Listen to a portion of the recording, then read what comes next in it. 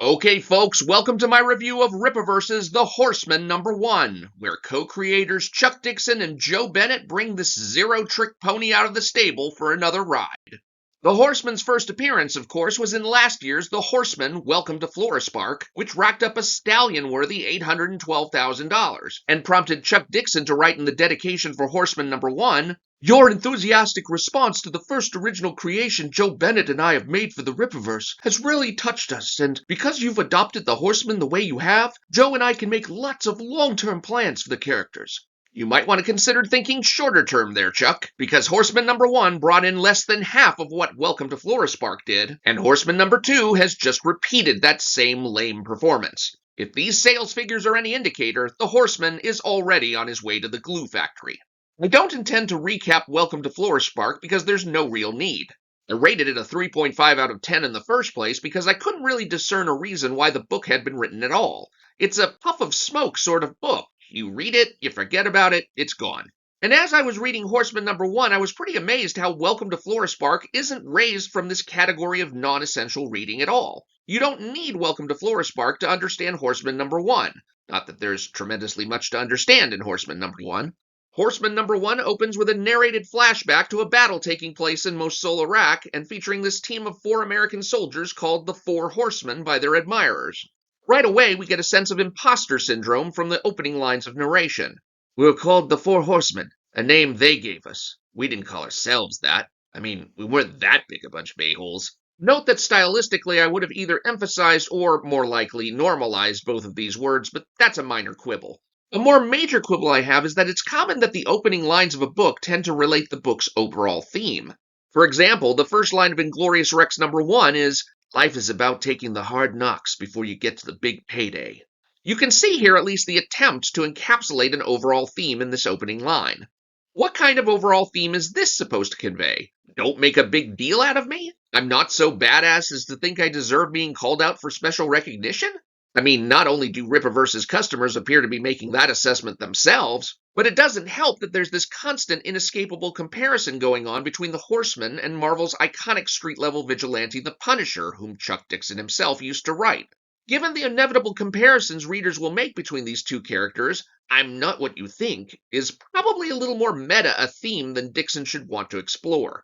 Anyway, the 4 Horsemen are Deacon, Speed, Rick, and our hero Hector. But you could just as easily call them Hector and the other 3 guys, because there's nothing in this opening scene that distinguishes any of them, except Deacon's unconventional attire, and the fact that their lives take markedly different paths after they split up. Death by explosion, death by plane crash, death by presumably his own hand, and the slow death from boredom that our hero Hector is now experiencing, not only after returning from the war to civilization, but also after having to give up his gig as the Horseman, which he only vaguely alludes to in session, of course. As soon as Hector's therapy ends, Chuck Dixon spends the next few pages making us feel the oppression of Hector's bone-crushing boredom until we're really starting to wonder why we're reading this book. Which makes it seem like perfect timing when a billboard Hector happens to pass by pulls both Hector and us back towards some much-needed action, even if the panel is buried in the middle of a 5-panel page instead of being splash-paged like it deserves. Come on, guys, this billboard is the equivalent of the heavens opening up and the light shining down on Hector, so it should have been given that weightiness. Hector doesn't waste any time buying a burner phone and texting the number on the billboard, and the person on the other end replies with a meeting place and time. Hector arrives like any trained Special Forces professional soldier would, by kicking in the front door, walking right in, and putting himself right in the bullseye for any idiot to take him out in a hail of gunfire. I don't know whether Hector is stupid, overconfident, suicidal, or just really bad at this, but this clumsy entrance only reinforces the theme of "I am not the badass you're looking for." Even worse, the mighty Horseman finds himself startled by a tech bro in a chair. The tech bro's name is Cal Buxton, and he's an electronics magnate with Elon Musk-level riches who wants to finance the Horseman's mission against crime. Hector passes on the deal at first, and almost immediately after a mildly disappointed Buxton states his intention to draw the Horseman's attention back to the proposed arrangement another way, as if on cue, the teenage daughter of one of Hector's neighbors dies of fentanyl poisoning, and Hector decides Buxton's offer has gone from too good to be true to too good to pass up.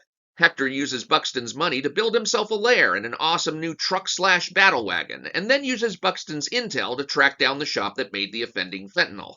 Hector's right about to go in for the kill when suddenly Alphacore arrives to make the bust themselves, which makes no sense because in Alphacore number 1, also written by Chuck Dixon, it was established that Alphacore's only supposed to be called in against accept threats, not just drug smugglers. But we'll just have to go with it.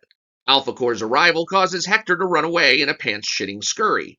That's right, we've just seen the magnificent Horseman in action for the first time in his own book, and he's shitting his pants running away. After getting a pissed-off customer support call from the Horseman, Buxton decides to ensure Alphacore won't be interfering again by making sure the police get false intel from now on from their usual confidential informants. Buxton's misdirection of the police guarantees that when the Horseman attacks the next target, he'll be going in alone. Not that Hector knows about Buxton's behind-the-scenes machinations. He just goes in with guns blazing and we're done. That's it. Book's over. Yeah. Finished. Right in the middle of a firefight. Tiny last panel with final words, "Not you, cabron." Book just stops dead right here. Now, whether you bought the book and read that ending yourself, or you're watching it here for the first time, and if you have even half a brain in your head, I hope you've just realized that despite the prominent declaration of the Rippaverse ethic that appears in every Rippaverse book, Rippaverse does not actually give a shit about you. The respect the customer part of the ethic has been completely replaced with fleece the customer. And the way you know that is by realizing there is no goddamn way, or just to be on the safe side, let me say instead that the probability is infinitely low, that Chuck Dixon wrote this panel to be the last panel of Horseman number 1. If you were to get even an amateur first-time writer to write the ending for the first part of a 2-part comic book story, that amateur first-time writer would know better than to write the ending of the first part like this. What far more likely happened is that Chuck Dixon turned in a 100 or so page story, and Rippaverse chopped that sucker into 2 chunks. Why? Because even if it would be a better experience for the reader to consume the whole 100-page volume at once, at best, Rippaverse would only be able to charge about $28 for the whole story, and that's less than the $34 Rippaverse is getting by splitting the book into 2 parts and charging $15 for the first part and $19 for the second. Smart plan, right? Bad plan, actually, because Rippaverse forgot that every time there's an issue break, that's an opportunity for the customer to realize your books are bullshit and leave. Just like I'm leaving, in fact. There's no fucking way I'm buying this second book. Why should I? The first book presents me with 4 generic soldiers, none of whom I give a damn about, even after 3 of them die, because they have no personalities to speak of. These soldiers are Hector's friends, but no effort was made to make these soldiers my friends. I'm then plunged into a world of palpable boredom where the only characters our lead has to interact with are his snotty sister, her weaselly son, and his self-interested boss, none of whom I want to get to know better. By the way, this sequence here is flawed because in slapping Hector's laptop closed and bragging about how she puts guards on all the tech in her house, you'd think that Hector was guilty of some sort of tech malware privacy security violation or something, but really she's just pissed that he swore in front of her kid. The swearing part should have been brought up at the start so that we wouldn't be misled about what her problem is. The bunch of characters we encounter after the Horseman gears back up aren't any more interesting than the bunch from his mundane life. Cal Buxton is just your standard post-1985 Lex Luthor type, and his IT brain trust are just a bunch of tech jargon spewing stereotypes. By the way, notice how Pigtail Girl spells out her plan for us here? That means we didn't really need a whole page devoted to showing that plan being brought to fruition by a couple of Buxton's flunkies. But if you were intent on wasting the page on this, couldn't you have made it the page immediately after the girl explained her plan, instead of slipping this mind-numbing subplot scene of the sisters potentially having a new boyfriend in between? And by the way, considering that the sister's husband's murder and her own shooting are the main reason for the Horseman's existence, can we maybe have a reference to that here just to make things emotionally interesting? The one thing that is painfully missing from Horseman is pain. Hector complains a lot, but we don't see him actually hurting unless it's in some kind of comedic situation, like when he's attempting to take up golf, or when he's breaking down somebody's backyard fence because he thought he overheard an assault going on behind it. Everything's played for laughs, which is not to say that comedy has no place in a book like Horseman, but you can't make the badass of the book the joke of the book too. Not to belabor the comparisons with Punisher, but Garth Ennis and Steve Dillon's version of the character was hilariously funny, but only because the violence he dished out and the characters around him were funny. Frank Castle himself was never the butt of the jokes. He was the one thing serious as a heart attack in a world of absurd ultraviolence and quirky comical characters. Another place where pain is sorely lacking is in the death of the neighbor's girl from an accidental drug overdose. Despite the standard oh my goodness reaction the sister delivers, there's clearly no personal connection with the dead girl, which there certainly could have been if Dixon had written one. Maybe the girl could have been a babysitter for Hector's nephew on rare occasion, which would make both the sister and nephew inconsolable about her death. Nor does the sister make any effort to connect the neighbor's tragedy with her own senseless wounding or her husband's senseless murder. She says she's troubled, but we don't feel her being troubled. And if she can't affect us, her affecting Hector feels forced and fraudulent. Surface level emotion does not a good comic book make. We're also missing any sort of emotional antipathy toward the villainous drug manufacturers responsible for the neighbor's tragedy. We certainly don't hate these criminals because we had no chance to develop any affection for the neighbor's girl, nor do these criminals display any particularly abhorrent evil of their own other than the banal narcissism of not caring who hurts so long as they profit. They're just a bunch of nameless faces, criminals who exist merely to be cannon fodder for the Horseman and never seen or thought about ever again. Which is why, when the book so abruptly ends, I don't feel like I have any reason to pick up the next book, which is sad because this foil embossed cover C is so cool I actually would have plunked down the $34 for it. It would have been the first time I ever bought a gimmicky overpriced cover from Rippaverse. Well, not counting the first 3 issues of Rippazine where I paid $20 for the collector's edition cover instead of the $8 standard editions. But no, I'll go without and instead watch someone else's spoiler review of Horseman number 2 because I frankly cannot be bothered with garbage books anymore. I've decided Horseman number 2 is the first Rippaverse comic ever that I hands down will not be buying to review. Not even going to ask to be bribed on it. Just not going to get it.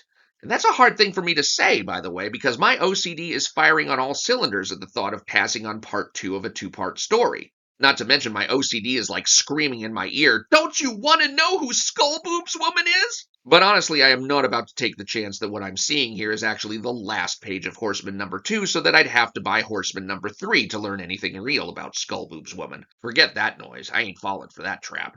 One last thing I want to mention is how Rippaverse's quality control is on point as usual.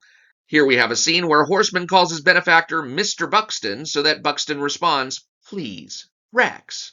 And Horseman compliantly says, "Okay, Rex." Even though Buxton's first name is Cal. That's right, in the middle of the same first part of the same book, both the author and the editors have already forgotten the villain's first name. At this rate, it'll be a miracle if they ever unfuck their Mick Davies character.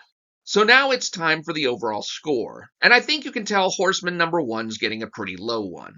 The main problem with Horseman number 1 is that, being the first part of an inelegantly chopped up longer story, Horseman number 1 consists of almost entirely setup. The whole book builds up to basically this moment where Horseman is finally unleashed to kick ass in all his righteous glory, and then we're robbed of the right to enjoy what we've been waiting for all this time because all the real action is pushed to the next issue. It's a shitty trick to pull on your readers for a few extra dollars, which you won't be getting anyway because readers are on to you now, you greedy fucks. And with that in mind, I'm setting Horseman number 1 at a 2.5 out of 10. It's a forgettable extension of a forgettable character's story that leaves us completely uncaring about the next installment. The Horseman was better off staying retired rather than being trotted out again as the Rippaverse's zero-trick pony. Thank you for watching. If you found the information in this video helpful, please hit like and hype, and also subscribe if you haven't already. You can also give me a follow on any of these alt-tech platforms where you can create yourself a free account. Coming soon is my video review of The Mighty Golden Patriot by Yellow Flash and John Dillard, so make sure you're subscribed so you'll be notified when this and any of my other videos arrive. I'm Mike Partika. Once again, thank you for watching, and I will talk to you later.